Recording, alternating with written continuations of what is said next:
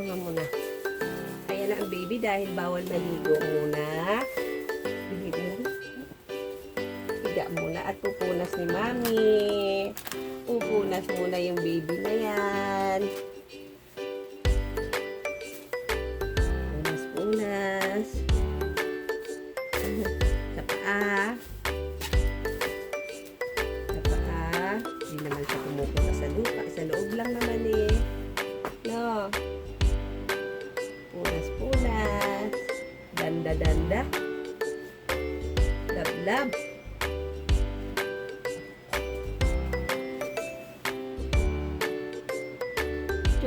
Chobla yan. Chobla. Ang cute naman yan. Ang cute ng baby na yan. Oh. Pupunas yan.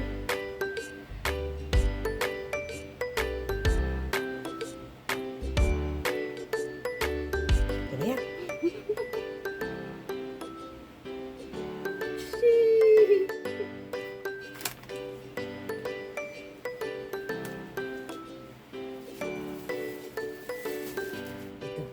Dito sa may paa.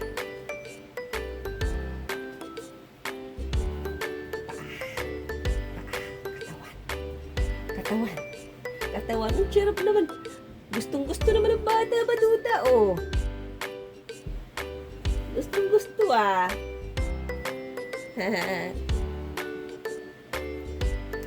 Polvo. Oh. Bango.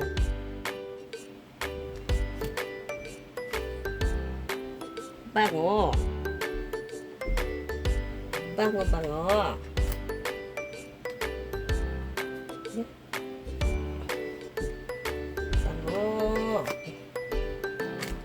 Talikod na lang.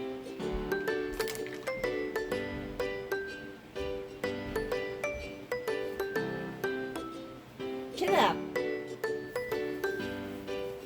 And dahil bawal siyang maligo ngayon, pinunasan. Bawal sa mukha. Bango lang. Amoy bubble gum. Pero na rin, huwag ka naman kaya pa. Tissue. Bango na ako. I'm a good smell. Hello. Oh. Happy? Happy, baby? Happy.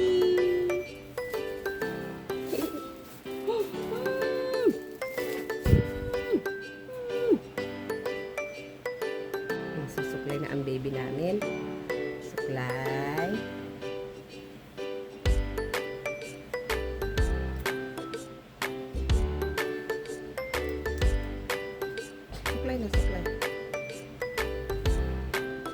Suklay. Alam nyo, pag inalagaan yung mabuti na parang tao, hay naku, mai-inlove kayo. Kasi talagang nag-i-invest kayo ng emotional investment. Siguro parang sa tao din. Siya ang stress reliever ko. Paggising sa umaga, papalapit ako sa kanya, tumatahol at mahilig yan makipag-eye contact. Tumatahol siya na parang nagsasabing good morning. At sino ba namang hindi mai-inlove sa kanya? Bukod sa napaka-cute niya, napakalambing niya pa. At saka mahilig siyang makipag-eye contact, lalo na kapag kinakausap mo.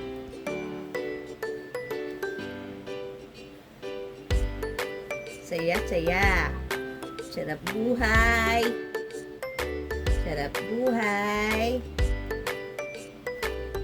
Sweet na. Sarap buhay.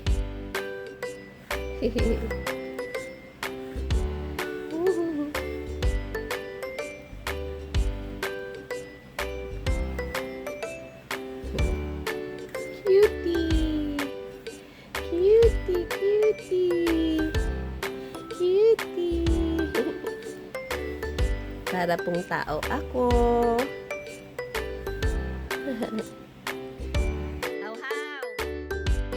How? Good morning! Good morning! Kumain na po ako. Kumain na po ako. Ang pagkain ko po laging may itlog. Hinahaluan ng itlog. Sarap naman ng position mo ah. Tao ka ba? Mukha kang tao.